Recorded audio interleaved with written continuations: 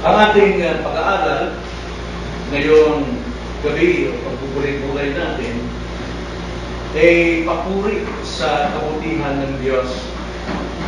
Papuri sa kabutihan ng Diyos. Pero ang ating tema na ating tatanggapin ngayon, paano natin paibayag ang ating papuri sa Diyos. Siguro tayo sa katanungan, kailan natin naibibigay ang ating papuri ng salamat sa Diyos? O sa tao naman, kailan natin naibibigay ang papuri at salamat sa isang tao? Kadalasan, naibibigay natin ito kapag tayo'y natulungan sa kagipitan, kapag tayo'y naligtas sa tiyak na kapahamakan. Ganito ang naging kalagayan ni Haring David. Itong awit na ating babasahin ngayon, ito yung awit niya dahil naranasan niya ang kabutihan ng Diyos at nais niyang luwalhati ng Diyos sa kanyang buhay. Basahin natin Salmo 34, versikulo 1 hanggang 8. Psalms 34, verse 1 to 8. Ganito ang sabi, pupurihin ko ang Panginoon sa lahat ng panahon. Ang pagpuri sa Kanya ay sa aking bibig ng patuloy. Nagmamapuri sa Panginoon ang aking kaluluwa. Marinig nawa ng mapagpakumbaba at magsaya. O kasama kong dakilain ninyo ang Panginoon at magkasama natin itaas ang Kanyang pangalan. Hinanap ko ang Panginoon at ako'y Kanyang sinagot at iniligtas niya ko sa lahat ng aking mga takot. Sila'y tumingin sa Kanya at naging makinang, at ang kanilang mga mukha ay hindi mapapahiya kailanman. Ang abang tao ito ay dumaing at ang Panginoon sa Kanya ay nakinig at iniligtas siya sa lahat niyang mga ligalig. Ang anghel ng Panginoon ay nagbabantay sa palibot ng mga nakatakot sa Kanya at iniligtas sila. O inyong subukan at tignan na mabuti ang Panginoon, maligaya ang tao na sa Kanya'y nangangalong. Pagpalain ng Diyos sa pagkakabasa ng Kanyang salita. Ito yung awit ni Haring David. Ang likuran dito ay sa kasaysayan na kung saan tumakas siya kay Haring Saul. Gusto niyang tumakas dahil talagang matagal na siyang hinahabol para patayin kasama ang kanyang pamilya at kasama ang kanyang mga tauhan. Mayroong 700 na tauhan. Ang hirap magtago, no? Ang hirap talagang tumakas kay Haring Saul. Para mag-check ni David na siya ay hindi na mahabol ni Haring Saul, pumasok siya sa teritoryo ng mga kaaway, sa mga Pilisteo. Siya ay nagdinisyon na doon pumunta. Pero habang siya naroon, kung ating babasahin sa 1 Samuel chapter 21, ito yung buong pangyayari, punong-puno siya ng takot, punong-puno siya ng pangamba, na baka siya ay makilala at siya ay patayin kasama ang kanyang pamilya at ang kanyang mga tauhan. Isang araw na nakilala siya, isa sa mga sundalo ni Haring Akis. At ang sabi ng sundalo kay Haring Akis, Masdan mo, di ba't ito ang hari ng lupain? Di ba't sikat ito, umaawit ang mga kababaihan ng libo-libo, ngunit kay Saul ay daan-daan lamang. At tinignan ni Haring Akis si David.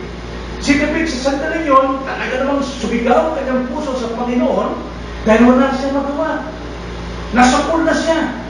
Wala na siyang makitang paraan para siya ay makaligtas sa tiyak na kapahamakan. Pero sa sandali yun, nakaisip siya ng paraan. Siya ay nagbaliw-baliwan. At kunwari nagsusulat siya sa pader at pinalalabas yung kanyang laway, bumupula ito.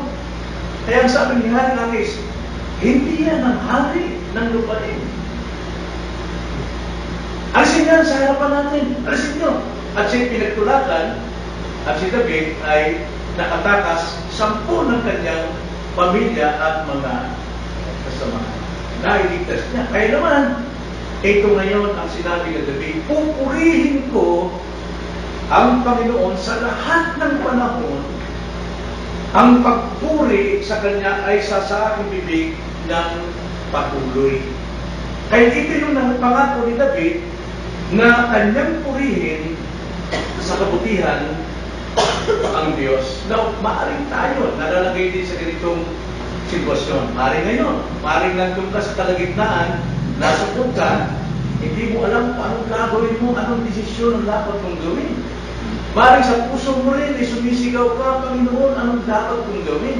Now, ito kung ang aklat na ito, itong isipin ito para sa atin. Now, dito mapapansin natin, may dahilan si David para magpuri sa Diyos. At ito ay kanyang ipinahayag. Mapapansin natin dito, una, siya ay nagpatutuo. Sa kanyang pagpupuri, ipinatutuo niya ito. Verse 1 and 2, ang sabi niya, pupurihin ko ang Panginoon sa lahat ng panahon. Ang pagpuri sa kanya isa sa aking bibig ng patuloy. Nagmamapuri sa Panginoon ang aking kaluluwa. Marinig nawa ng mapagpakumbaba at magsaya. Sabi niya, si Yahweh o ang Panginoon ang laging niyang pupurihin. At pasasalamatan niya ito ng walang tigil. Pupurihin niya. At bakit niya pupurihin? Dahil sa gawa ng Diyos na siya'y nakatakas, nakaligtas sa tiyak na patibong. At hindi na talaga siya makakaligtas. Pero binigyan pa rin siya ng unawa ng Panginoon ang dapat niyang gawin. Pero alam niyo, bakit hindi pa siya nagpuli? Dahil alam niya, mali ang kanyang desisyon. Mali ang kanyang plano. Napapasok siya sa teritoryo ng kaaway upang makatakas siya sa tiyak na kamatayan na gagawin naman sa kanya ni Saul. Minsan ganun tayo pumapasok tayo sa kompromiso dahil akala natin tayo maliligtas dito, pero doon naman higit pang masusuong ang ating buhay. Pero tapat ng Diyos, hindi siya kailanman tatalikod sa kanyang mga tao. Yung pangako niya na I will never leave you nor forsake you, hindi tinitignan ng Diyos dito kung ano yung nagawa mong desisyon, kundi tinitignan ng Panginoon kung ano yung pangako niya sa iyo. Kaya nagpuri si David dito. At siya nagpatutuo. Yun ang unang-una niya. At ikalawa, hindi lang mo siya nagpatutuo, kundi siya yung nananawagan. Nanawagan sa mga taong ganoon din ang problema. Sa iyo, sa akin, ngayon. Pero ang sabi niya sa mga taong kanyang tinatawagan, sila yung mga nagtitipid, sila yung mapagpakumbaba, na wala na talaga makuha. Ang sabi sa verse 2 hanggang 5, nagmamapuri sa Panginoon ang aking kaluluwa marinig nawa ng mapagpakumbaba at magsaya. Kanyang tinatawagan tayo o ang mga tao na magpakumbaba tulad ng kanyang ginawa na sa gitna ng kanyang kalagayan na wala na siyang malusutan, wala siyang magawa kundi magpakumbaba sa Diyos. Tumawag, manalangin. Sabi sa verse 3, o kasama kong dakilahin ninyo ang Panginoon, kayong mga mapagpakumbaba, at magkasama nating itaas ang kanyang pangalan. Nanawagan siya. Then verse 4, hinanap ko ang Panginoon at ako'y kanyang sinagot. Sa kalagitnaan yun, na wala na siyang malulusutan, ang sabi ng isa, hindi matsihan yung nabigyan. Wala na siyang magawa nun. Pero ang sabi na, hinanap ko ang Panginoon sa sandaling yun. Hindi siya naghanap ng kung anong paraan niya para makalusot, kundi ang Diyos ang kanyang hinanap. At ano nangyari? At ako'y kanyang sinagot. At iniligtas niya ako sa lahat ng aking mga takot. Anong sagot ng Panginoon? Binigyan siya ng idea na kunwari magbali-baliban siya. Yun ang sinabi. Yun ang panawagan niya. Verse 5, sila'y tumingin sa kanya at naging makinang at ang kanilang mukha ay hindi mapapaya kailanman. Yun daw mga mapagpakumbaba tulad ng David sa oras ng kagipitan ay tumingin sa Diyos. At sila'y kikinang, sila'y magliliwanag sa kaganahan sapagkat ang Diyos ay hindi at talikod sa mga tumitingin sa Kanya. Now, ang sabi rito, purihin daw ng lahat ng mapagpakumbaba ang Diyos. Bakit? May dahilan. Ang sabi niya, dininig ng Diyos ang aking dalangin sa sandaling yun. Alam nyo, maaaring hindi pati nalalagay sa mga ganitong kagibitan lugar o pagkakataon. Pero maaaring darating yun. Huwag nating subukan ang ating mga paraan. Huwag nating igiit ang ating katwiran. Huwag nating igiit ang ating pride. Dahil dito, nagmamapuri ang puso ni David. Dahil nagdesisyon siya na labas sa kalooban ng Diyos. Pero, tawagin mo ang Panginoon na oras niyo. At siya ay makikinig. Eh sabi ni David, nawalan lahat ang aking takot. At sabi sa verse 4, nagalak akong umasa sa Kanya. Hindi bigo ang aking pag-asa. Sabi sa verse 5. Kaya kapag tayo ay nakalagay sa ganun kalagayan, tulad natin sa David, alam nyo, dapat tayo magpatutuo kung ano yung ginawa ng Diyos sa atin. At ganoon din, dapat din tayo panawagan sa mga may ganong problema.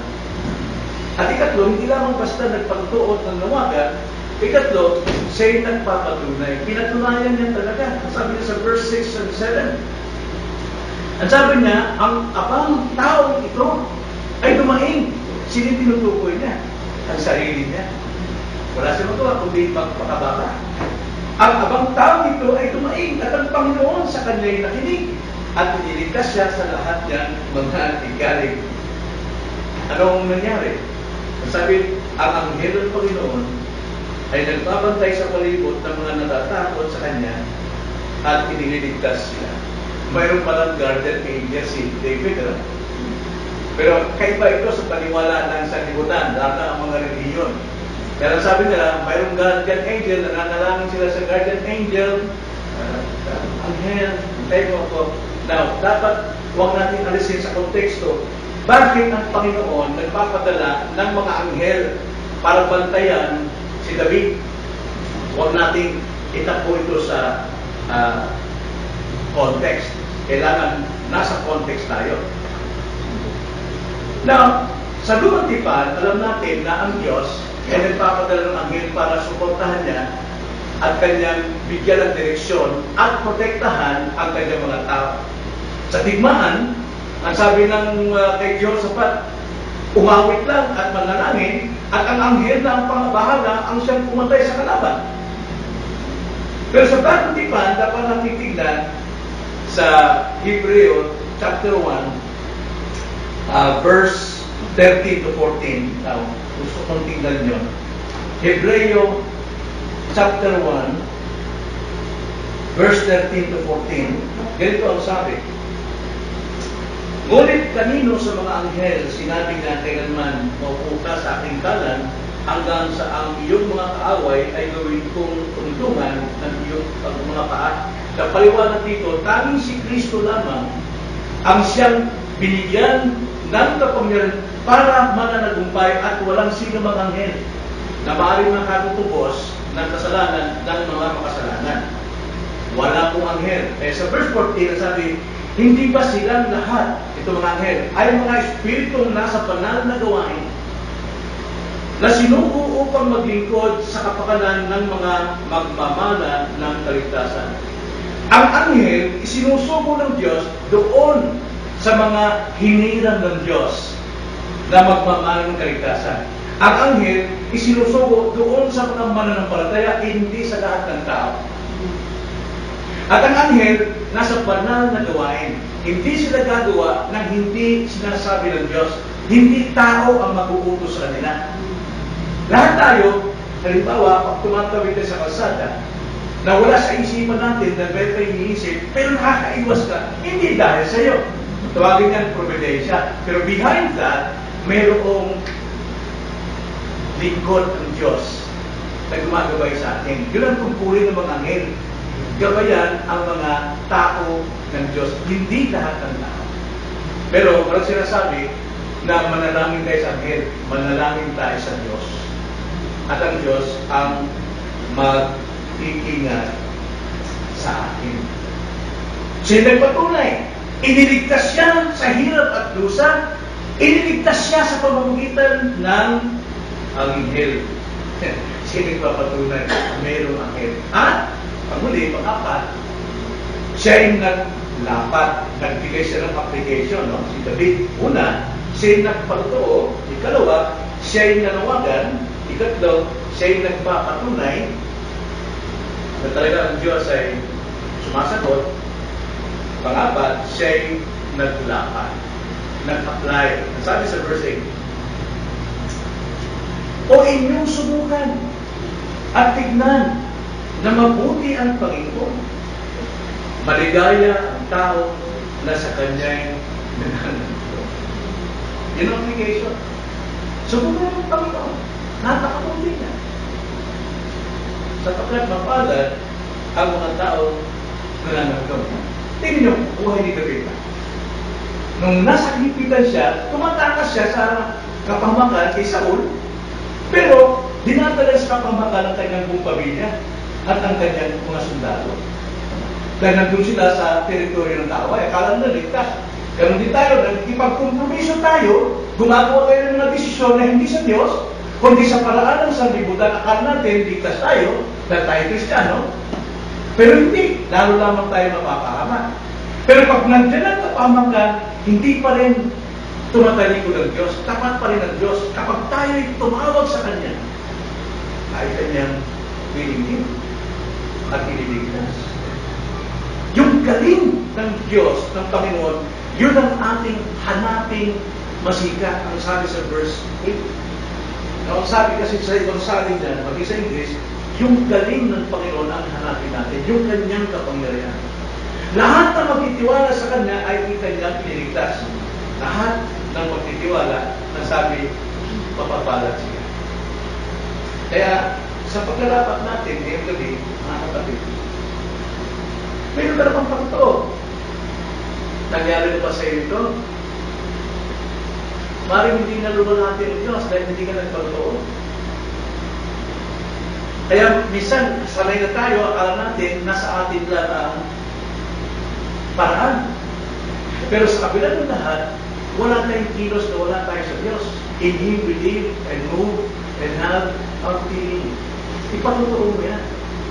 Ipatutoo mo sa iyong kapwa na ang Diyos, ang Panginoon natin, ay dapat lang mahayan. Ikalawa, tayo ba'y nananawagan din sa ating mga kapwa? Sa mga dumanas din ng ating kahirapan at kagigitan. Magpuri tayo, ang Diyos ay hindi nagpapabaya. Huwag natin kaya ang manawangan sa ating kapwa. At hindi lang yun, patunayan natin kung paano ka binago, paano ka niligtas, anong mga pangyayari sa buhay mo na nakita mo, ito'y kamay ng Panginoon. Ang daming ginagawa ng Diyos sa atin. Pero inakal natin, atin lang yun. Nagkataon lang yun.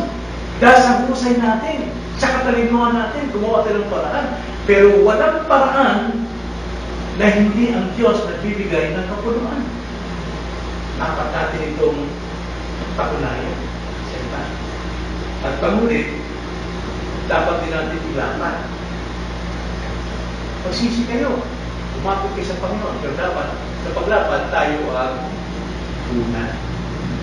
Hindi natin pwede ilapat sa buhay ng tao kung hindi natin nalasa. So, mayroon bang ganitong pangyayari sa buhay natin? Umahin natin pa. Tanda natin.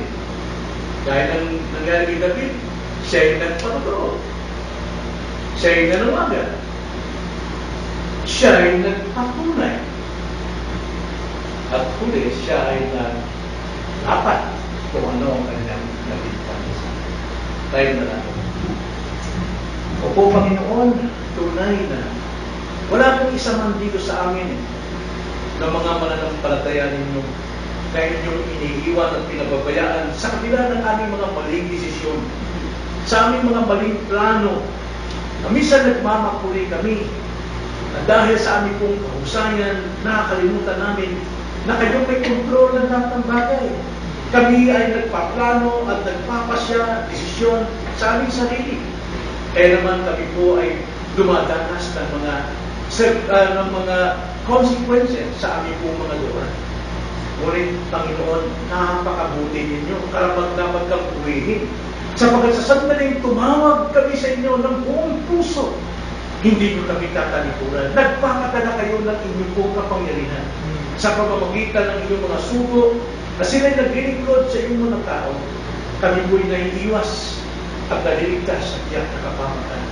Kaya tulungan nyo kami, Panginoon. Mayroon kaming dahilan para magpuri sa inyo, lalo na ngayong Sunday. Sa aming pong pagsamba, sa aming pong paglilingkod, mayroong dahilan upang inuwalhati namin ang iyong pangalan. Itaas namin ang iyong pong kadakilaan. Nawa, maging tunay na kami mapagpakumbaba sa lahat po na nangyari sa aming pong namubuti. Aming dalangin sa pangalan ng Panginoon Jesus. Thanks. Thanks. Ito ang pilit.